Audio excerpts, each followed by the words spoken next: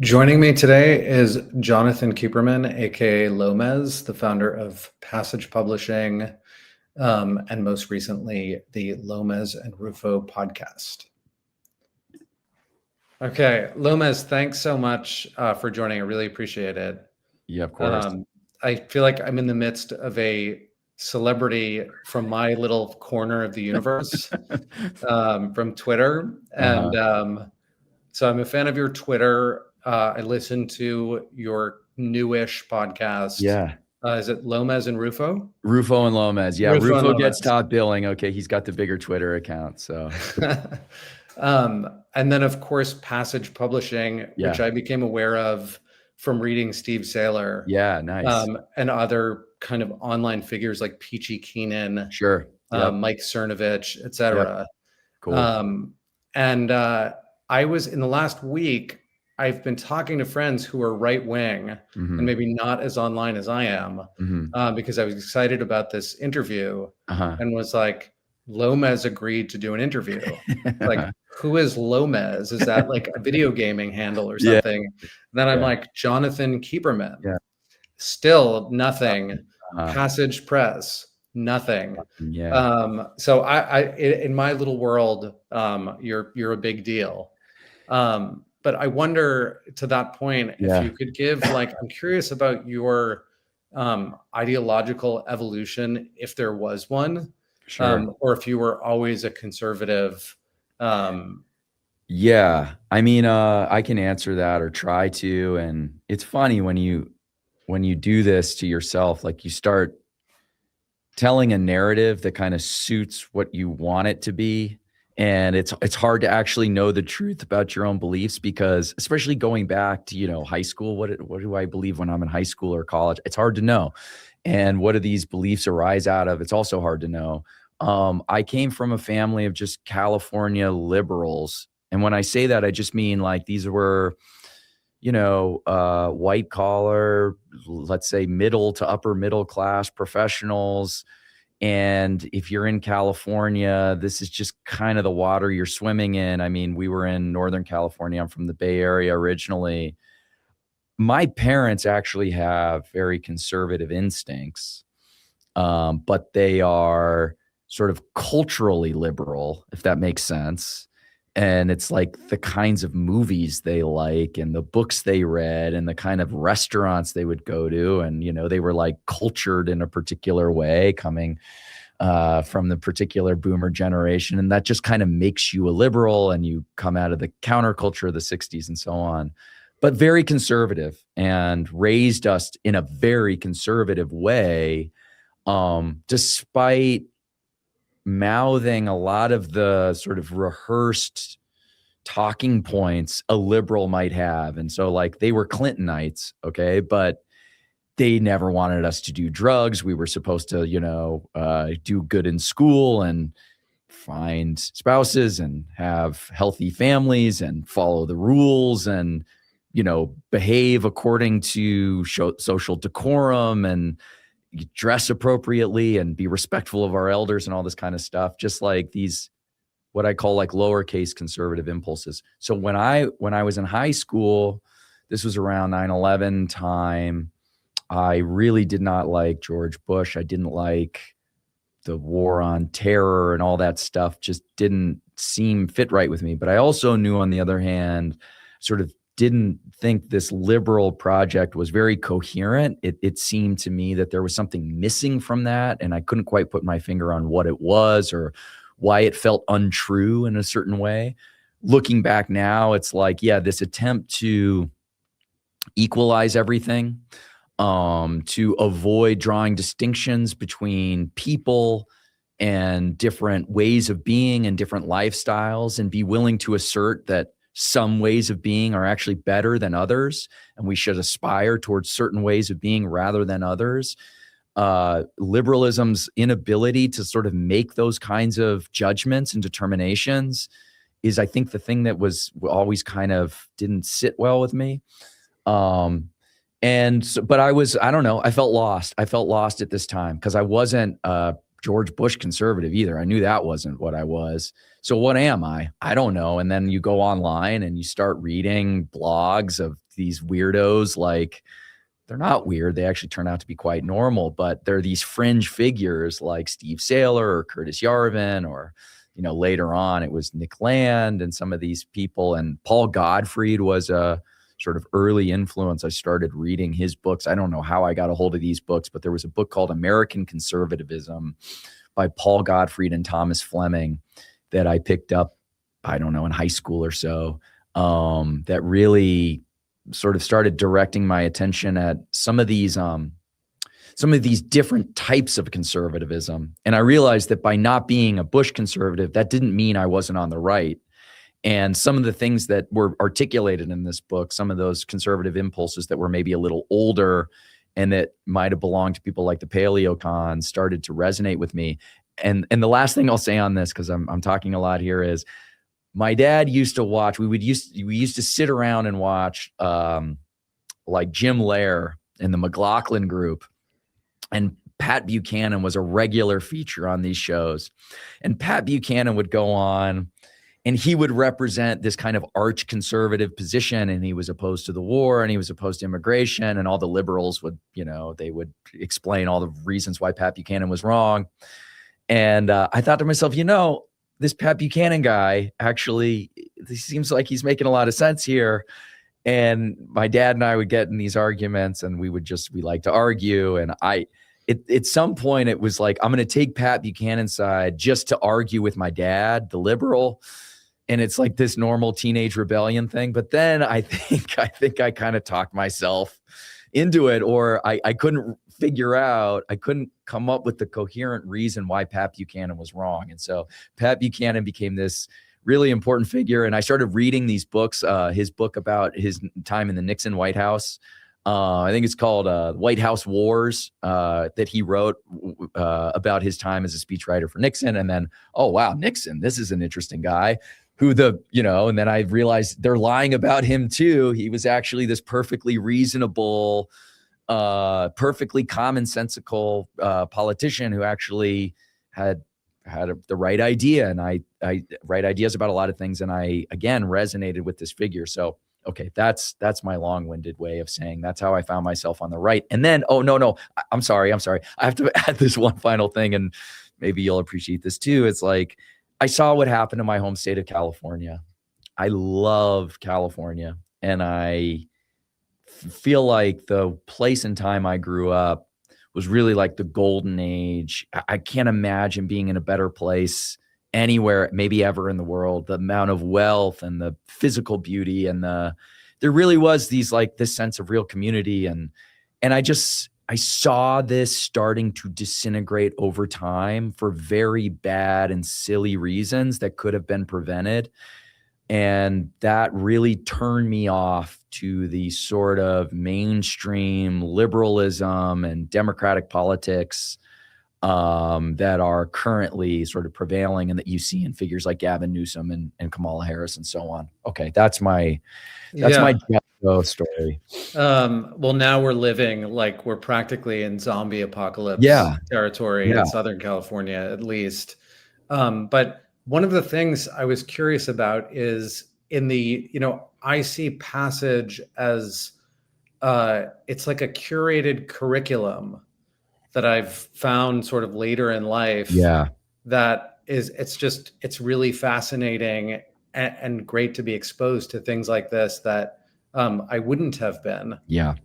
So it's wonderful that you've done this. Thank you. And there's so much to learn now.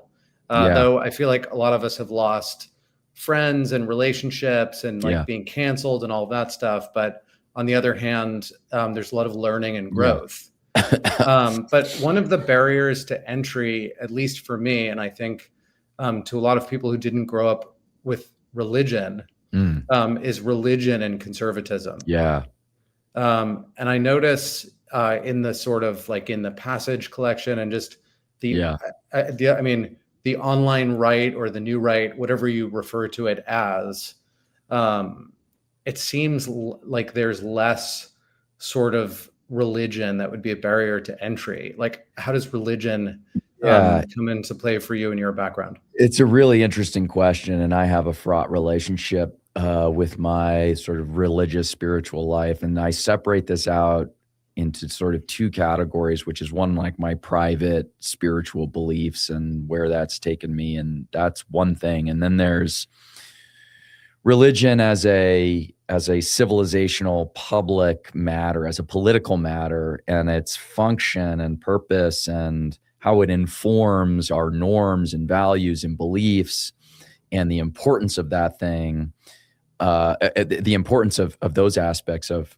religion as, and this is, what sociologists call like a civil religion, where you have a religious, and I don't just mean like spiritual here. It's like a specific religion. In our case, in the case of the United States, it's, Protestant Christian substrate, out of which all of our civic infrastructure, our norms, our laws, the way that we interact with each other, our symbols of reverence, how we understand what is good, and our sort of aspirations as a polity are all informed by a shared civic religion or civil religion. And that's one that I feel very strongly attached to, despite the fact that I'm not a WASP, I'm not Anglo-Protestant, okay? My father is Jewish. My mother is Catholic. I came from this mixed religious background. That sort of blend of private religion is still something that's constantly in tension. And to be truthful with you, I haven't worked out for myself. But I don't think that that doesn't actually, though, for me, prevent me from embracing in a very robust and wholehearted way what I'm describing to you as a civil religious impulse, which has to, I think, necessarily, to have any kind of coherent political system, any kind of coherent society, run through our public life. Okay, am I avoiding the question, or did that give you sort of part of it? Is there anything you want me to clarify there? I think so. I mean, the at least the collection of passage, it seems to be, I don't know if it's absent entirely in the material, but this is part of a larger question that I wanted to ask you about the state of content, like right-wing content in general. Yeah.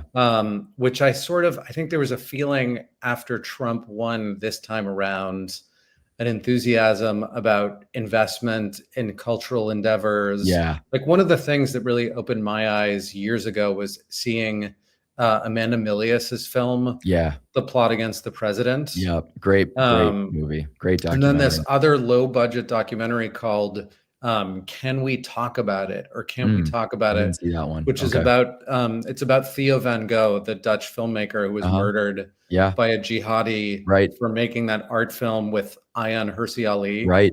Yep. And it's like people like Pam Geller are in it, and Geert Wilders, and like really kind of early free speech people. Yeah. But it seems like historically and since then, I don't see much content in film and television in particular that I think would move the dial the most in terms of influencing the culture. Yeah. Like I saw Daily Wire did a couple of films, Run, Fight, Hide. And there was another one with Gina Carano, which was like a prairie. It was really, to me, it was like a Second Amendment kind of art film. They're both very good, but they're very kind of moralistic, religious, from my generation, like kind of after school specially. Yeah. So is there anything happening in film and television that you're kind of excited about, or was our enthusiasm unwarranted? I do think there is something happening. I think it's too early to really like see the fruits of that yet. I mean, it takes time to produce these things, and for some of these new sort of norms to really make their way into mainstream culture. And I don't have a full answer to this, because I think you're right. I think like some of the things that we've seen, or this sort of response, this vibe shift or whatever, maybe it's been a little bit muted, or hasn't been quite as hasn't like happened quite as quickly or explicitly as maybe people were thinking it might. But take film, for example. It's not like suddenly these like writers' rooms or these scripts are immediately available to the people who want to make these films, and or the directors and the people who can command the kind of capital and resources from a major production company, have just like immediately changed their mind about politics and are suddenly like, oh, we got to go now make, the right-wing film or something. So I don't know that was ever a realistic expectation. What I do see happening is that these feelers are starting to come out from these mainstream places, LA, Hollywood. I've certainly heard from some people in Hollywood who are suddenly interested in some of the IP we're putting out, and might this be something we can do something with, and might there be a larger audience for this kind of material?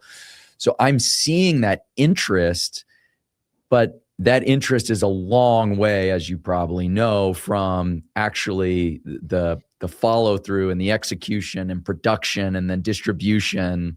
And when you actually get to the point where an audience sees it, and moreover, where an audience sees enough of it that you can say that it's more than just a coincidence. There's an actual real trend here of new kinds of narratives, new kinds of characters that are taking the place of some of the older stuff that came before, that might have,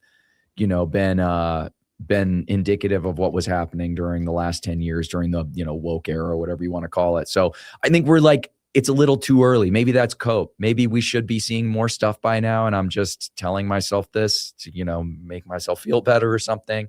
The problem I'm seeing, though, still is a lack of eager and aggressive investment. It's really hard to get people on the right to write checks for this kind of stuff. They're just not conditioned to do it in the same way the left is. Why? Yeah, this is the $1 million question. And I have a bunch of theories, but truthfully, I don't know the answer. One thing I'll just float to you is that art, this kind of thing, requires a certain tolerance for difficult people, weird people, people who are going to say and do offensive things, people who you can't control, people who are going to, squander your money and are not entirely reliable all the time. And the conservative mind, the conservative spirit is a little maybe just uncomfortable with that. They don't like to live in that space of uncertainty and provocation, and the artistic spirit is sort of rebellious, and it's kind of it requires some amount of experimentation, if not rebellion, at least experimentation. And sometimes those experiments are going to produce outcomes that are not conducive to your politics, are not conducive to your point of view. And conservatives need to allow themselves a little bit more tolerance in that way, artistic tolerance. I think maybe that's like one theory, but there's others, That's a really good what point. do you think? I don't know. I think I'm too far away from the kind of on the ground reality of funding of artistic projects. I just know what I read about, and I know what I don't see. And I often rail about particularly the tech CEOs and billionaires. It hits close to home, especially in California. Yeah. That these guys, I think in reality, most of them are apolitical, and they're just interested in power. So to see, I wonder, to my mind, those guys could be like the Medici of Yeah. our time, as far Yeah. as like funding the arts and making these like, funding these incredible, cultural edifices, Yeah. etc. I would love to see And that, what do man. they just what do Yeah. they do instead? We have like Salesforce Tower Yeah. in San Francisco. So I find it like utterly shocking on a level that I can't really relate to. Yeah. And then on the other hand, I'm like a person who is heavily influenced by a fairly low budget documentary Yeah. that somebody made that was really impactful. And my kind of goal is, at least when I kind of became public with my views, was like to create cognitive dissonance with people, Mhm. and at least have them sort of question their beliefs, and have it be acceptable, have a broad range of political thought just be acceptable in the culture. Yeah. Have it like not be a big deal to be a Trump supporter. That's why I did this like Yeah. liberals for Trump thing. Yeah. It's like it should just be totally normalized. I think part of the problem is that people still feel like they're going to be punished reputationally in terms of their career prospects if they just are conservatives. Forget saying anything provocative, just having voted for Trump or like supporting deportations or something. Okay. Like Yeah. that still will get you punished. That will still cause severe reputational harm for you. And so if you're like, so there's the artist problem, there's also the capital problem maybe. And on the artist side, I think a lot of artists, just like the people who might write the checks, are maybe political, but all in a kind of superficial way. And they just want to make cool, interesting stuff. And they might be willing to participate in a quote unquote, right wing project, I guess, but they wouldn't want it. They wouldn't want to know that they're doing some kind of propaganda or something. In the same way, they probably don't want to participate in left-wing projects either. They just want to be left alone to make something cool and interesting. And for right now, mostly, not always, but mostly the people giving them those opportunities to just make the thing you want to make are on the left. They're like maybe liberal institutions. The guys on the right, at least the ones I've talked to, and I don't want to paint with too broad a brush here because there are some people actually who want to do stuff. They're waiting around though for the right project to fund.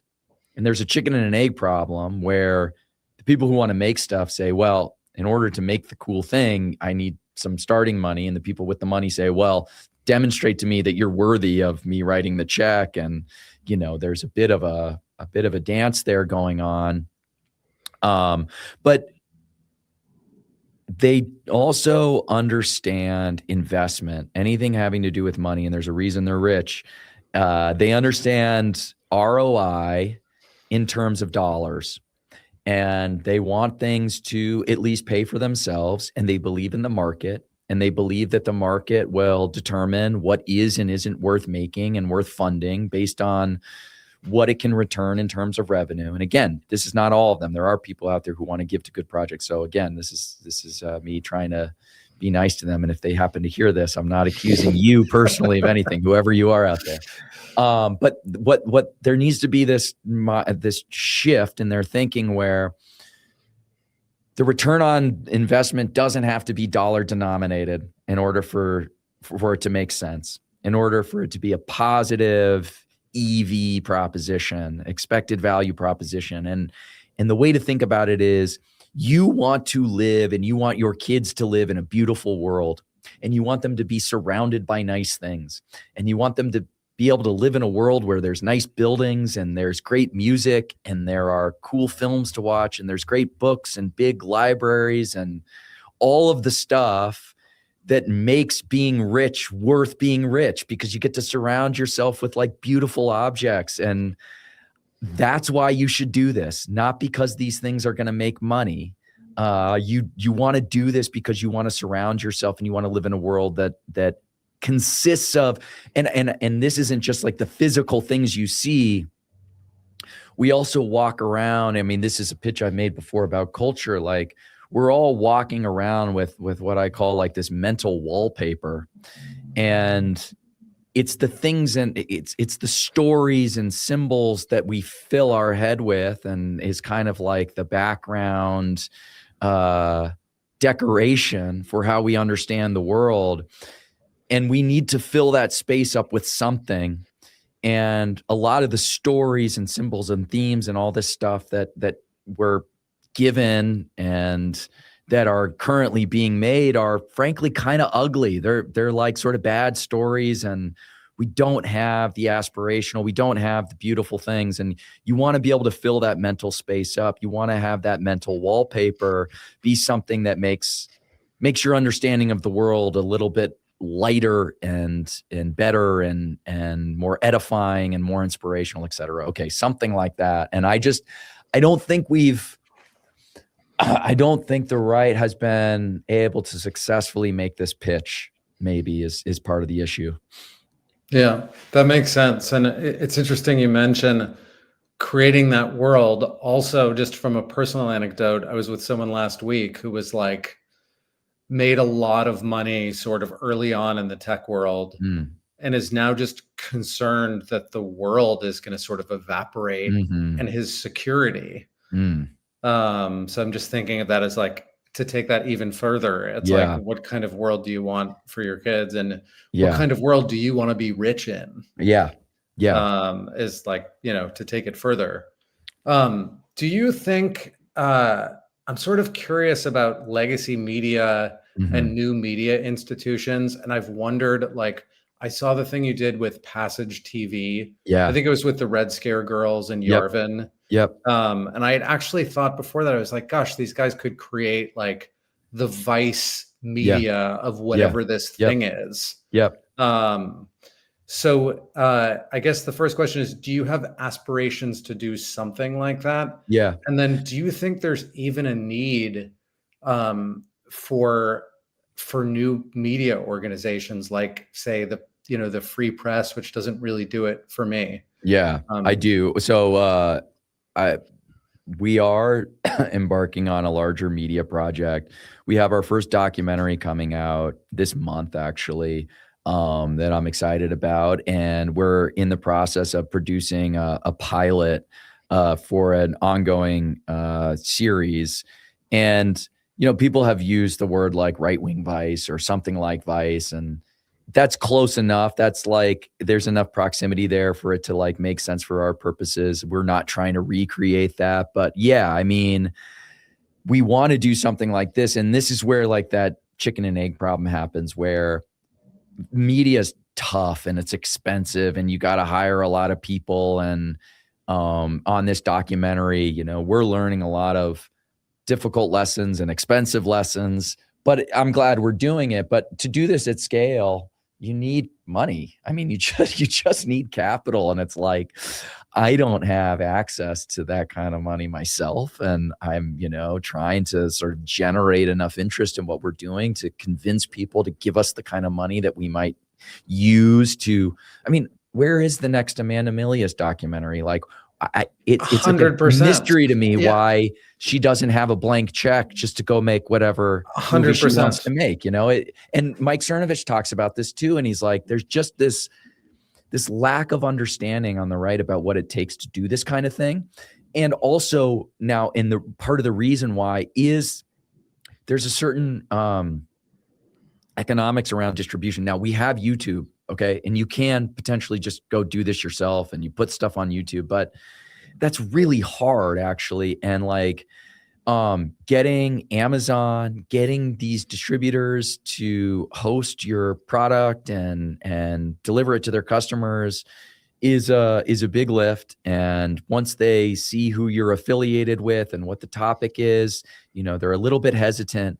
And that's, to answer the second question, that's where we need like this big infrastructure. We do need new media companies that create a vehicle for some of these products. And we have some of this, okay? Like you mentioned the Daily Wire, and there's the Blaze, which is the company, what do we even call it? It's like a network, I guess, the network I'm on. you have some of these news companies, and this is where I diverge from some other people on our side, and I have a different view about this. I think that because these media companies we have are firstly understood to be political, they can never have the kind of broad reach that you need in order to saturate the culture. And everybody goes, well, everybody knows that ABC and all these other companies, well, they're liberal. It's like, yes, we know that, but it's implicit and it's in the background rather than the foreground. And there's just enough plausible deniability there that conservatives sort of still engage with those cultural products in a way that doesn't raise the same kinds of emotional and psychological sort of barriers that come up when you know you're engaging with something that's firstly political. Right. And so, like, I'm thinking about like my siblings who actually are not that political and might be interested in sort of more conservative leaning media. But if they knew it was coming from like the Daily Wire, they would go, oh, that's like the conservative network. Like, it'd be the same thing if MSNBC came out with a documentary. I'm just going to assume off the bat, it's not for me. It's antagonistic to me. It's hostile to me. Mm-hmm. So you're still, rather than operating in the sphere of culture, broadly speaking, you're operating in the sphere of politics. And right. it's just, this is like a hobby horse of mine. These are not the same things. These are two different domains. And yes, there's overlap. And yes, there's this feedback loop. But the moment you conflate one with the other or substitute one for the other, you make both retarded. Both become bad. Politics becomes bad when it's oversaturated with culture or confused for culture. And culture becomes bad when it becomes confused for politics. So I do think there needs to somehow be a separation, a bifurcation of these two domains. Yeah. Another question, Lomez, is I recently read a book by Benedict Beckeld called Western Self-Contempt. It's about oikophobia, which is a hatred of one's own, one's homeland and culture, like the opposite of xenophobia. And it's kind of like ruined my framing for the world because his book is about, it goes back to ancient Rome and Greece and points out, like, you know, vegetarianism, forsaking God, feminization of culture, like all of these things that we're experiencing now. Like end of empire kind of stuff. So I have like that framing for now. So I wonder, and my background is I'm Gen X, so I grew up against the backdrop of the Cold War. There was like a clear and present enemy, like an potentially annihilating enemy that we were up against. Like the Miracle on Ice, John Rambo, Chuck Norris, Hulk Hogan, all of those, like, in my view, positive, like masculine influences in the culture. What is the state of affairs for young people now? In the absence, like a life of relative luxury, and the absence of, Beckeld's argument is like the absence of a clear, determinate existential threat. Yeah, that's such an interesting point. I never thought about it in terms of oikophobia. I think the idea that I keep circling around is also this kind of esoteric sort of sociological idea of asabiya, which is this guy, Ibn Khaldun, who was this 13th, 14th century Arab historian, sociologist. And the idea was that societies need some kind of binding mechanism, and that binding mechanism almost necessarily has to come in the sort of manifestation of a common enemy. And you fight a war with, you know, maybe some tribes who you're close to, and through the successful triumph over that common enemy, you create this asabiya, this kind of moment of binding, and this is how you sort of create nationhood. And the thing about that is it doesn't just happen once. It's this like continual process, because the nation and our sense of self is always changing. And I think you're right. I think this is exactly right. We go through the Cold War period. We have this moment of triumph, and where a lot of the fragmentation that seems to maybe be threatening the stability of the country from sort of like the second half of the 20th century, the post-war period, through the end of the Cold War, and through the counterculture and, the tragedy of Vietnam. Okay, call it whatever you want. There's this real sense of things maybe crumbling, things not quite cohering as they should be, a real lack of self-confidence in who we are. But you get the triumph of the Cold War, and suddenly now there's this renewed sense of purpose. And now that gets, in my historical analysis, that gets taken too far. And now we're in this moment of kind of arrogance and overshooting, where we think now the world is just waiting for us to sort of wrap ourselves around it. Okay. And we get like the Iraq War and the aftermath of 9/11, we're going to take this thing, liberal democracy that was triumphant at the end of the 20th century, and we're going to export that everywhere else. And the rest of the world is just going to become a clone of the United States, And again, this like liberal impulse, yeah, people might have these superficial differences, but we're all the same at the end of the day. And all anybody wants is freedom and access to McDonald's and blue jeans and rock and roll. And okay, this is proven. I think this doesn't pan out in the way I think people expected. And now here we are in the aftermath of that. One, with the added problem, in my view, of mass immigration and how that's further now disintegrating our sort of cultural coherence. It's a decoherent effect. You have then this radical polarization and sorting. So it's not just that people are politically polarized, but they're getting sorted in all sorts of ways where they don't actually interact with each other as much because of the way sort of like our media works now, and people are just off in their little silos. Yeah. And so the question is, what do you do to create a kind of moment of asabiya here, short of identifying an enemy, China, and saying, you know what, like we're going to war? I don't want that. Okay. I really don't. But it's like, is there a way to substitute the binding effect that we saw, let's say, in our victory in World War II, and how that brought together all of the, these new people who came into our society in the early 1900s and that first wave of mass immigration? You have World War II that binds everybody. Then you have the Cold War, that's this other new binding mechanism. What now? I mean, it's all enemy within. We're all just fighting each other. Do we have an external enemy? I mean, is it China? No. Could it possibly be that? I hope not. Is it Russia? No, I don't think so. I mean, do we even?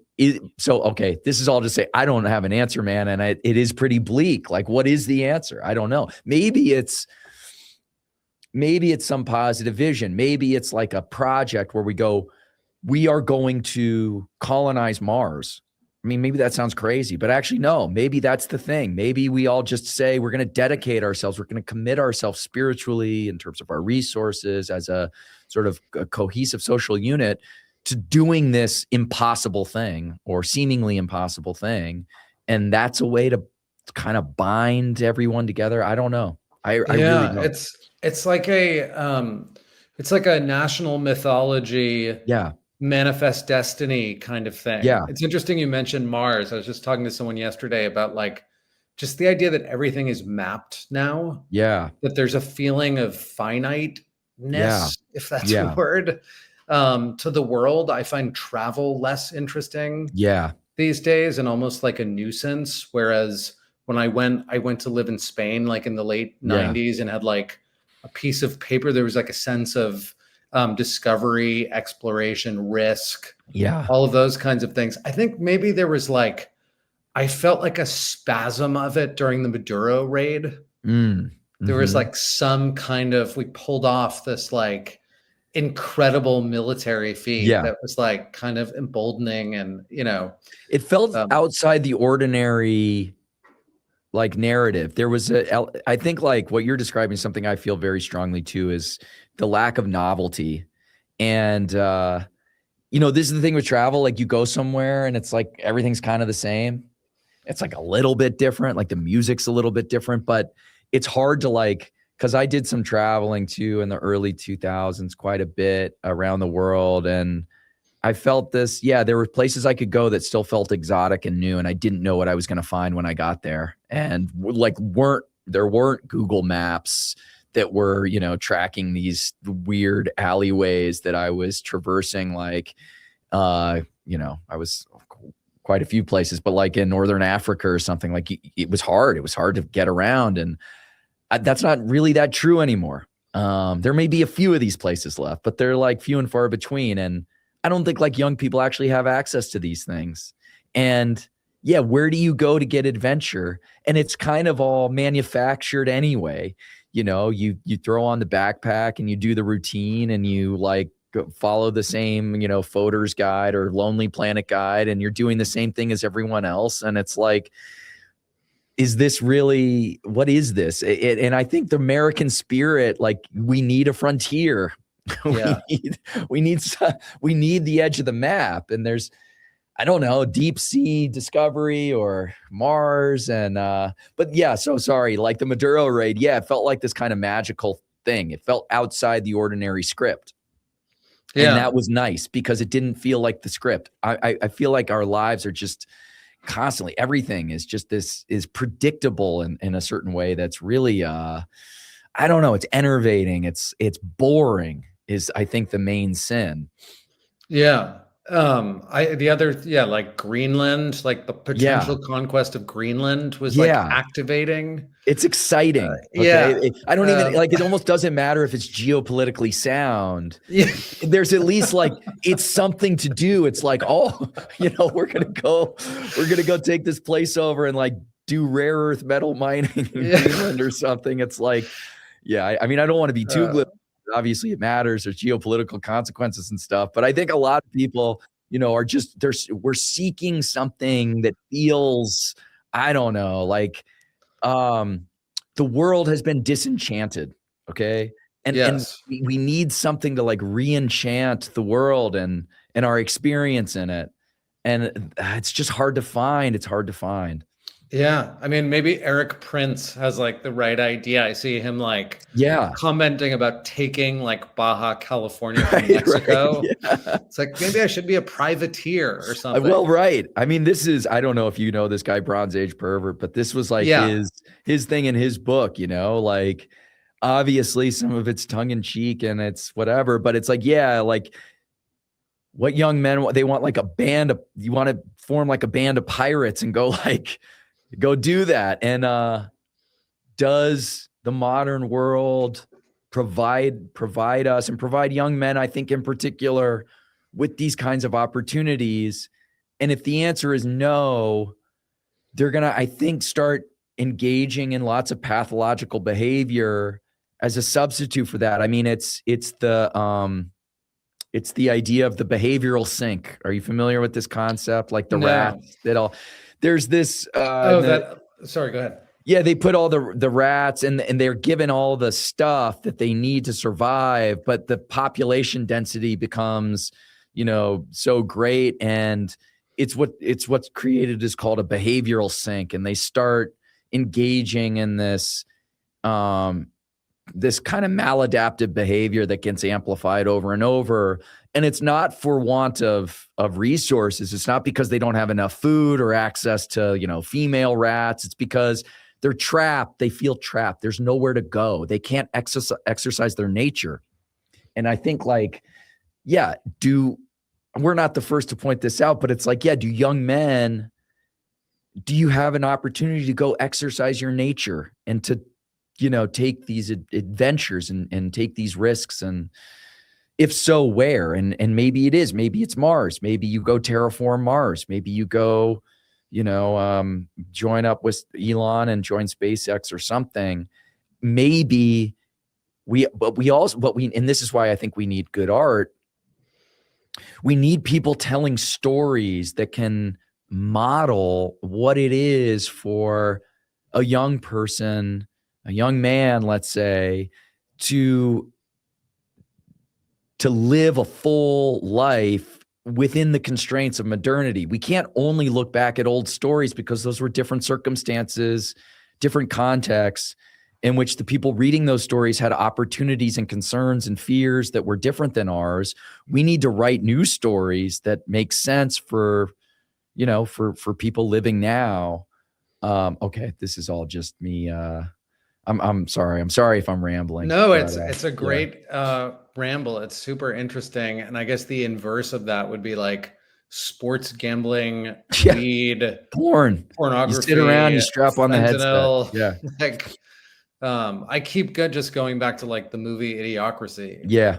Of just this like apathy and stagnation. Yeah. But in the context, sorry, go ahead. Well, no, I mean, not that I want to like excuse or justify the behavior or something. I don't, because, I got young kids and I want them to grow up in a place that's safe and whatever. But you can understand why there might be some growing impulse from young people to like just say, you know what, the next thing for us to do, the adventure, is to burn it all down and start over. Yeah. And I don't want that. Okay. I don't want people to burn the world down, but there's a part of me that understands that impulse. Well, it's interesting you mentioned that. I was thinking about soccer hooliganism. In the same context. I don't know if you're familiar with like 1980s England, mostly, where these guys it's sort of like normal young male behavior, controlled aggression, where these guys would like go to a visiting soccer club stadium and try to like take it over, and they'd fight at the train station. They get like boozed up and fight. Yeah. And they'd like destroy shit. And nobody would get killed. Like there were no guns or like stabbing, but there was like this sense of, I guess, honor, like Anglo-Saxon honor about it. Like we're going to fuck each other up. Yeah. And sort of like have a good time. And then it's a proxy for tribal warfare, right? Totally. It's like, again, it's like, people seeking some kind of vehicle for exercising their nature, like, they're bands. They're these tribal bands that just occasionally have to go out and fight each other. And like, you stop short of like raping and pillaging, but just short, like it's just on the other side of that line. And maybe, that's probably, these might be healthy impulses, these kinds of, but again, though, it is just a performance of the thing. It's not the actual thing. And I wonder how long it's sustainable to have just the kind of performance of the thing versus the actual thing, because at some point you need to go fight a war, an actual war, where the young men actually go out and do the real thing. And, I'm thinking back, you mentioned the soccer hooliganism of the 80s. Actually, the thing I was thinking of was like Fight Club. Okay. So you get to the end of the 90s, and there's a similar kind of malaise that's starting to set in, and you see in all these movies and cultural artifacts at the time, like there's this kind of anime, like this kind of waywardness, and young men in particular are like looking for ways to exercise like violence, these violent impulses. Like, and the critique is, there's like the leftist capitalist critique. Oh, this is what happens during moments of like hyper consumerism. I think that's actually bullshit. I think what you just see is like over time, when people are too complacent, when things are a little too good, again, it's like this behavioral sink. People are need to find some way to exercise these fundamental biological human impulses. And I think actually in a weird way, while like I said at the top of this show, 9/11 and the resulting wars were horrible, tragic wastes of money and time and life. It's what the culture kind of wanted. Maybe I'll get in trouble for saying that. Okay. But like, maybe there was a kind of latent desire somewhere that people didn't like really articulate out loud, where it's like, no, it's time to go to war again, guys. We haven't gone to war in a while, and the Cold War is over, and we just got punched in the face by, Al Qaeda, and in the towers go down. So that was an obvious casus belli, but maybe even beneath that, there was some need to, go fight a war, go send troops overseas with guns and like kill the other tribe over there, kill an enemy, find an enemy and go kill them.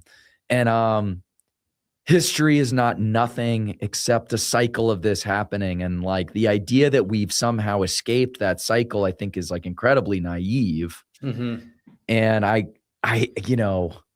gosh, again, I might get in trouble for saying this, but it's like, I'd rather have the enemy outside and manufacture an enemy outside if need be than create an internal civil war, which might be the other alternative. Okay. Yeah, that's a really interesting point. And I think, I mean, you would have heard people say like, yeah, we have to go to war. Like it's and the idea of like, with transhumanism and like transcending normal human impulses, etc., is very current, or shaming normal human impulses in the culture. Yeah.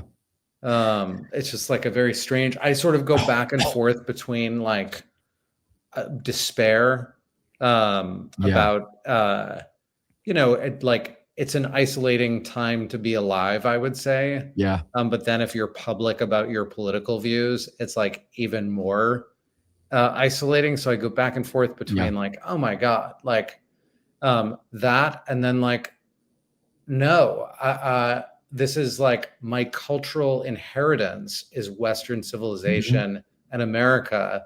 It's sacred. And I have like a responsibility to be public about it and to fight this war. And that this is like, there's something inherently human about it. Like we sort of have to be at war in some regard. Yeah. And growing up outside, like without that, I guess after the Cold War in that short period of time is like, that's the abnormal part.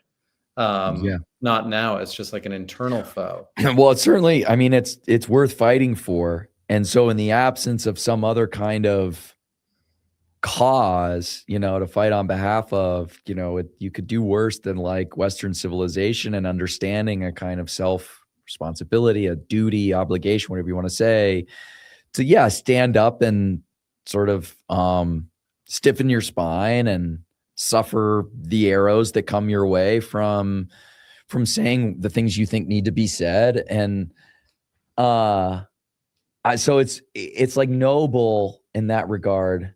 I'm curious. Okay. I have to ask, I don't mean this in some kind of narcissistic way, but like, do I sound like a psychopath to say, I want to test like your response to this. Do I sound like a psychopath to say that like the idea of war is sort of inevitable and it's just a matter of choosing an enemy and choosing your allies and who you're going to fight the war alongside? Or is it the possibility that we might escape the cycle? Like, could tech allow us to escape the cycle? Is there some possibility that maybe there's some weird module that we can turn off, with the right gene editing, or like, I don't know. Gene editing. It's funny you mention it. Like my impulse with, like, I'm a person, I don't know where you live, but we have Waymo here, which are these like automated cars. Yeah. I don't know. My impulse, we also have automated delivery things. And I think very human impulse is like, I'm boycotting that. That's my polite response to this thing. But my truth is that I want to destroy that shit. Like the car. And then when I see these like leftist rioters in downtown LA, they go straight for the Waymos and start like burning them. And straight for the delivery stuff. So I think it's the machines the collective like that enemy? That might be like the robot war That's really interesting. The coming war. Is that what binds us? We are making the machines to give ourselves an enemy to fight against in order to sort of reconnect ourselves to each other. Maybe. That's not crazy. That's not crazy. I worry that we might lose the war. Okay. Like if it comes to that. Yeah. I mean, I'm like very suspicious of the tech industry, tech CEOs, and like, even AI is like a whole other topic of discussion. Do you think do you think it's like a fundamentally, I mean, okay, the argument goes something like, look, we've always throughout time, each cycle of technological innovation introduces precisely the same kind of Ludditism. And people will say, oh, this time around, it's the train, or it's the, during industrialization, it's the sort of mass production factories or whatever it is. It's always going to be it's always going to displace our understanding of ourselves. And yet we kind of integrate with the technology, even if there's some period of uncomfortable acclimation. Yeah. And then we just get on with humanity. But maybe some people, people say, no, AI is fundamentally new. This is a different category of tech. Do you share that view? It's hard to say because I think the tech industry is lying about large language models and that they're, there's a lot of hype because there's so much capital going into the industry and they have to keep the gravy train going. So these guys are out actively, I think, committing like securities fraud. Basically, like it's conscious, like we've reached the singularity.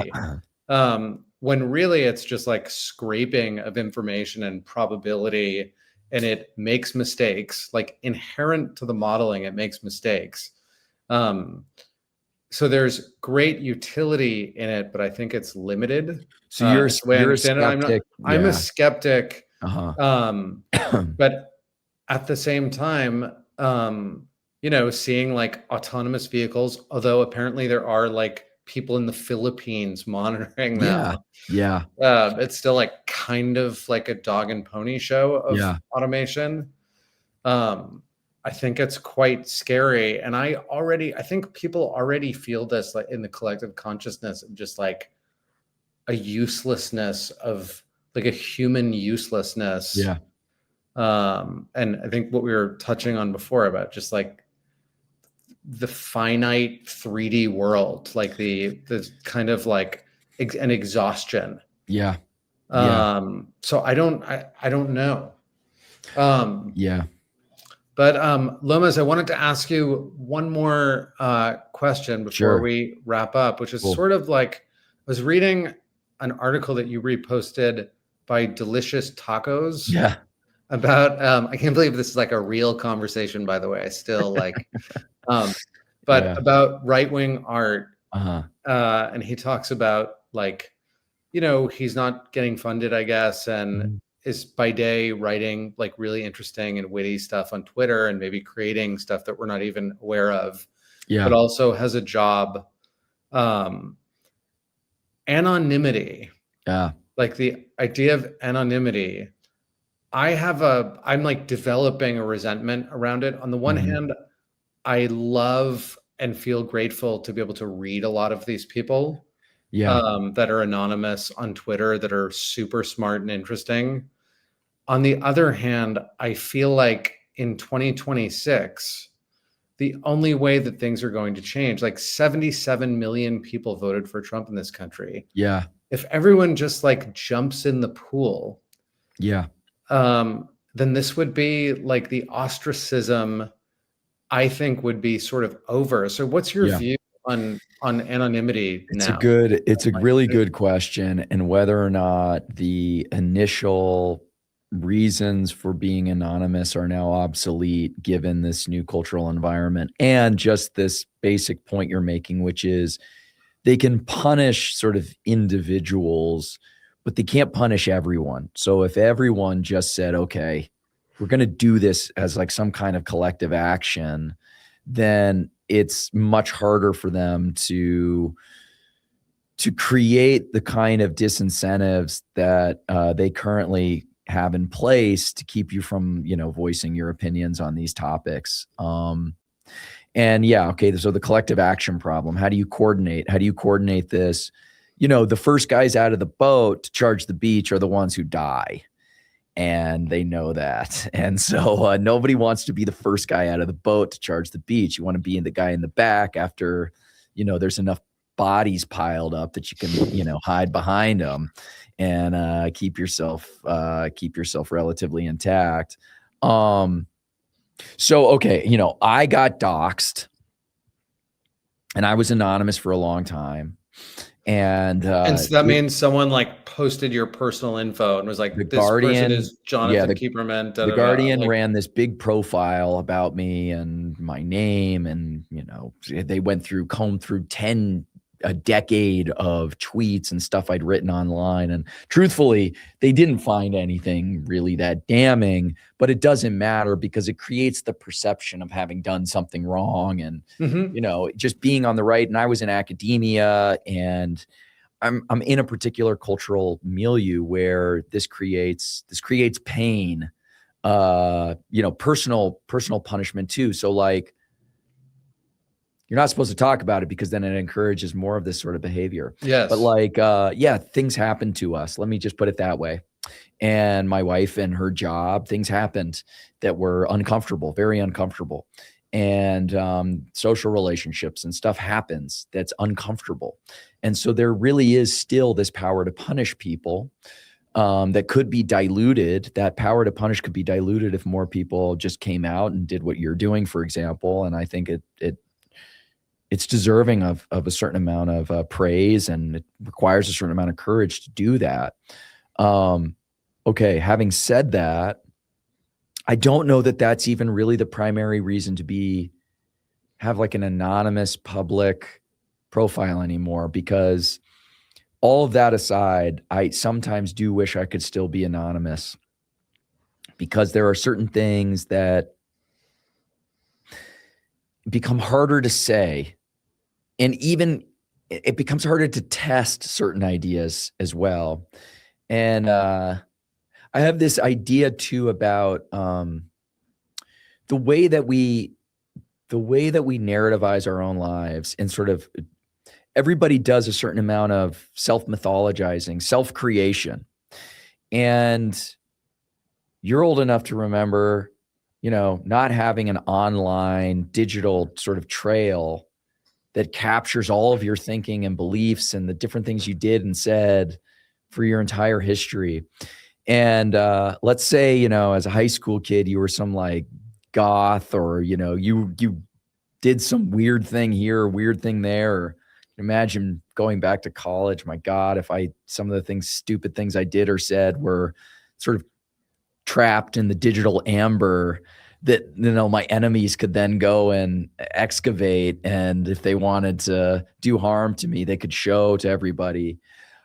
I think being anonymous allows you to preserve a certain kind of freedom and authority. And I mean that in like the literal sense, like authorial power to write your own narrative of who you are, and be a little bit more nimble with your thinking and beliefs and change your mind. And getting trapped as a guy who sort of believes this thing and is a part of this scene and all that is like, I don't know. Again, it's like, it sort of makes life boring, because now you're just that guy. You're the guy who believes this thing and belongs to this sort of like community. And it's like, that's a part of me, but I'm also like a lot of these other things too. And maybe it's this, for me, it would be, if I could go back, it's as much just this unwillingness to want to get trapped, to want to get typecast. Does that make sense? I don't know. It does. Maybe. No, like 100%.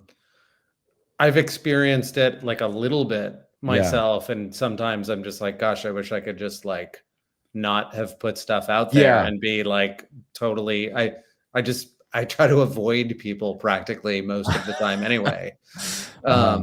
But I was thinking about, that makes me think of like, I think it was you, somebody did a profile on you, like the New York Times. Yeah. and there was still this like a right-wing toxic codependence on like what the New York Times style section thinks or something. Yeah.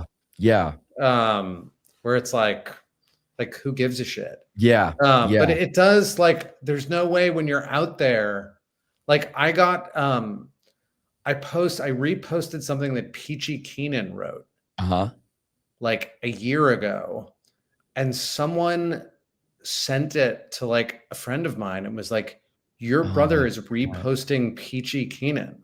And I'm like, I got a message about it, and I'm like, and what? Like, I honestly didn't understand what the person was talking about. And then it dawned on me, I'm like, oh my God, these people think that Peachy Keenan, this like mother, is like a Nazi, like, so there's always some kind of like codependence or something, and loss of freedom. Like that makes a lot of sense. I think that kind of, I mean, and it's so silly and it's so stupid that we have to live within that environment where, look, that's going to happen. Like you're going to get, especially in a place like LA or something, like, that's going to cause some kind of personal, harm. And it might be minor, it might be very slight, but you do feel it. It's like this little pinch on your skin that you feel. And some people like that, and they run to that, and they're even encouraged by that. That's just not my personality type. I don't like get invigorated by, that sort of activity. And I would like to be in an environment where we didn't have to deal with that. I don't quite know what the way out is, like what the solution out is. I think actually it is just us having like these conversations and being public about them, and enough people see them and go, actually, that's fine. There's nothing being said here or beliefs being espoused that are like somehow impugning their like moral character or something, or like that you can't then countenance having a personal relationship. Like, in fact, the very idea that you would send this retweet to this person, like showing them that they retweeted this, that's the moral failing. That's the thing to be ashamed of, that you're engaged in these kind of, Gestapo like tactics. That's actually the problem.